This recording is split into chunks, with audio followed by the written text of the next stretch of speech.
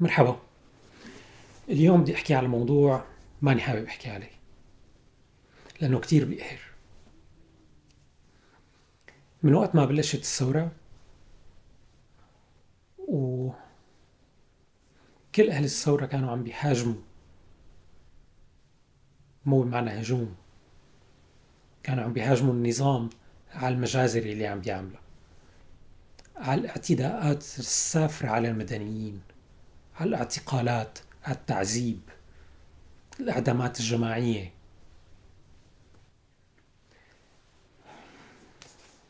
حفلات الاغتصاب الجماعي اللي كانوا يعملوها. هدول الناس نفسهم اللي كانوا عم بيحكوا كل هالفترة، لما بلشت القصص بالساحل، الاعتداءات على ضياع العلويين، هدول العالم أغلبهم ضلوا عم بيحكوا وعم بيقولوا هدول اللي عم بيموتوا هلأ هن مدنيين وأبرياء، مثل أهالينا يلي ماتوا قبل، يلي تعرضوا للاعتداءات قبل، اللي كانوا مدنيين وأبرياء. بس يا حيف على أهل الثورة يلي بتشمتوا باللي عم بيصير. نسيوا إنه هدول كمان أهالينا وكمان أبرياء. يا حيف. بس يلي ما بينحمل ويلي ما عم بقدر استوعبه الناس اللي كانت تهلل للنظام وقت هديك المذابح بحجة إرهابيين أو مجبورين أو ما بعرف شو، يلي ضلوا ساكتين كل هالفترة وهلأ بس لحقوا. حتى الاعتداءات الإسرائيلية اليوم بدرعا والناس اللي ماتت ما تحسسوا لها.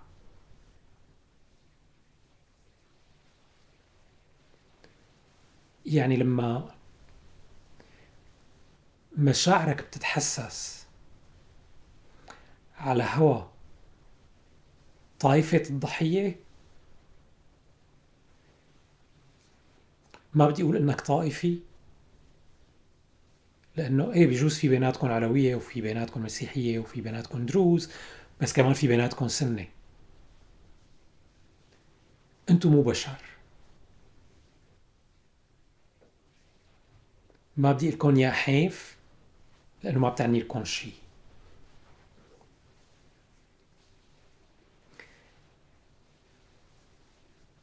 مليون بني آدم ماتوا،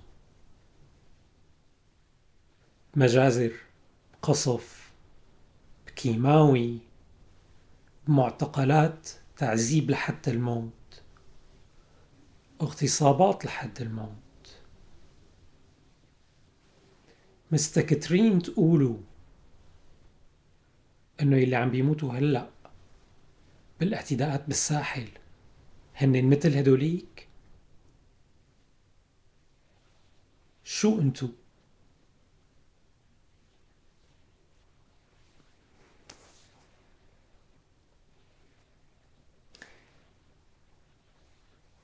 شو دينكم؟ شلون بتفكروا؟ شلون قدرانين تبرروا لحالكم هذا الشيء؟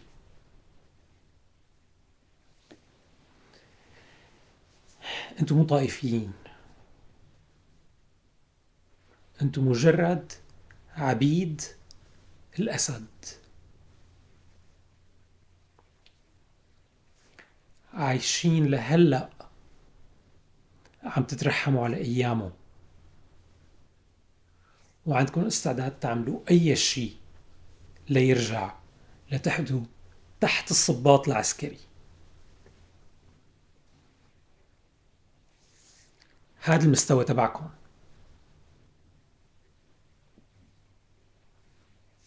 شو ما عمل فيكم ما كان عندكم مشكلة. عندكم مشكلة إنه راح. وإنه صار في غير عالم، إنه يمكن هلأ يصير في مساواة بين الكل. لك حتى مساواة بالموت ما عندكم استعداد.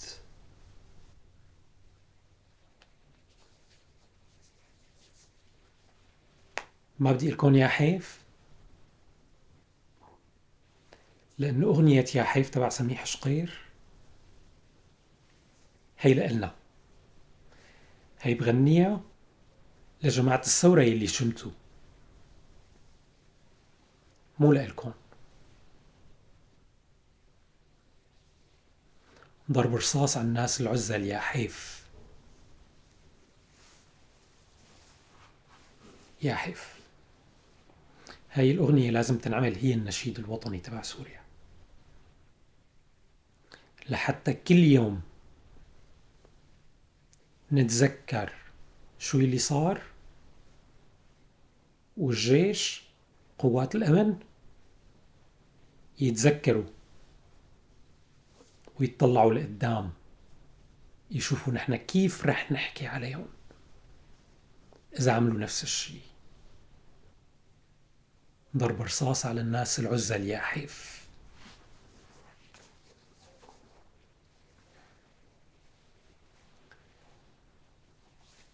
مرت ذكرى الثورة وماني قدران أحكي من كتر ماني مقهور. مقهور على الناس اللي عم بتموت، ومقهور من الناس اللي عم تستغل الموت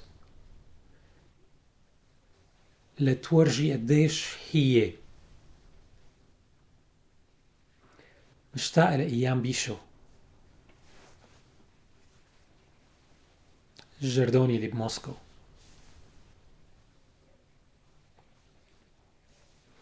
يا حوينة كل يوم، حوينة كل دقيقة قضيتها مع حدا منكم وأنا مفكركم رفقات، ناس مثلنا، وبظن كتار غيري بيحكوا نفس الشي عليكم كمان. ما بظن هاد رأيي لحالي.